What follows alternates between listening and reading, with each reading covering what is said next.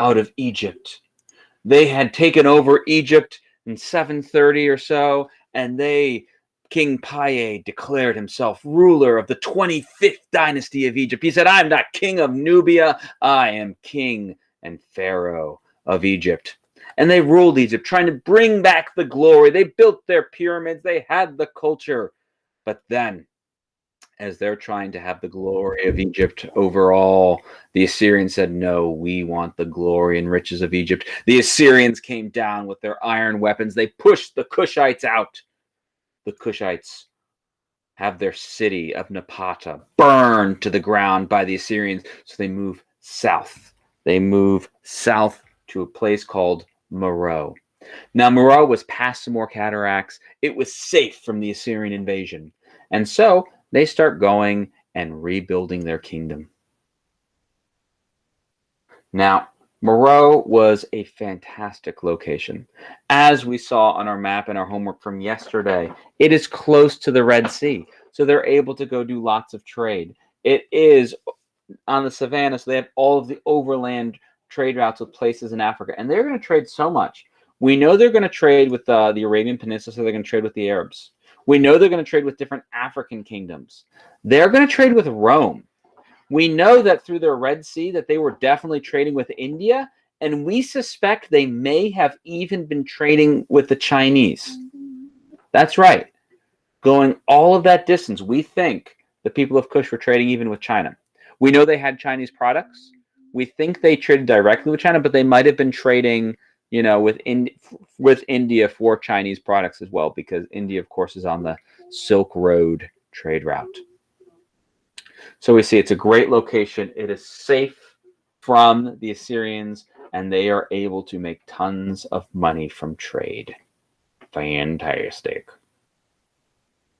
All right. But what are they trading? Well, guess what? They are going to have a new industry, and their industry is going to be iron. They are going to take what the Assyrians had used against them and make it their own. And iron is going to be so important for them. Now, you don't have to write this. You can write Meroe had everything they need to produce iron. You do not need to write the things below that, with the exception of the final bullet. Okay, so you'll need the last bullet. You don't need all the stuff in the middle, though. But they're able to, they had all of the natural resources. They really lucked out. It was like lucky spot of the century, because first off, it had all of the iron ore deposits. So like the way iron works is, so Nick is like, all right, let's go do some metallurgy here. I want to become a blacksmith. Well, first you need the iron deposits.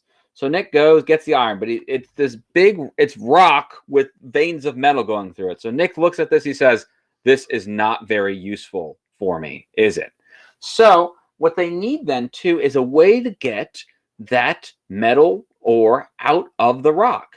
And so luckily he goes to his pal Aaron, who lives in the forest, and that's all of these trees. So Aaron cuts down some trees for him, and then Samuel bakes the wood. And that's how you make charcoal. Yes, this is exactly the same kind of thing that like you grill with, for your hamburgers, your hot dogs, all that stuff. Charcoal. They would make charcoal because charcoal burns hotter than just regular wood. And with that, then, they use that charcoal to heat up those rocks. It melts the iron out. And now Nick is able to create iron weapons and farming tools. So this is that last bullet that I said that I wanted you to write. They made iron weapons and farming tools. And the farming tools are actually, yeah. Oh, that was good. That was a good joke. I like that, Sarah. They're able to go and do this, and the farming tools are actually going to be the most important part. Now, I know everyone wants to always focus on weapons and swords and spears, but that's not really what we care about. The tools, especially the farm tools, are the most important, because there's something called the Circle of Awesome that I hope you all remember. So, our Circle of Awesome, which I'm forgetting my shape. There's the shape. So we have the circle. That's not a very good circle. Let's make it more circular. There we go. Closer. Now, who remembers what our Circle of Awesome was all about? Ooh, Danielle with the awesome hairdo does. All right. Yes, Danielle. Tell me, Circle of Awesome. So first, it's like you get farming, like you get food from the farming and crops. Yeah. So you have more food. Who remembers what the next thing after more food is? You have more food, you have more what? Because people are healthy. Nick? You have if you get more food, then you'll get like healthier people. They will be healthier, and if they're healthier, they're going to have more what? Energy. Okay. More people. Oh. Like Daniel said. So more food equals more people. And if you have more people, what kind of people are you going to wind up having more of? Nick? Two things. You're gonna get more gamers, and you're gonna get more army people. Okay, so you have more people for that, but what other kind of people, Mariah? Like blacksmiths. Okay, you will have more people with skills. Avery? More hungry people. Well, no, they got more food. It's going to be more what, Danielle? More smart people. More smart people, because let's face it, there's going to be those Madeline Cates, those Nicholas Mirandas, those Averys, those Arons, there's Danielles, those Samuels, the Haleys, the Austins, the Divines, the 19 students in this class right now. You're going to have more smart people, the more people that are statistically going to make the inventions, the discoveries. So if you have more food, more people, more smart people, more inventions and discoveries. We have to know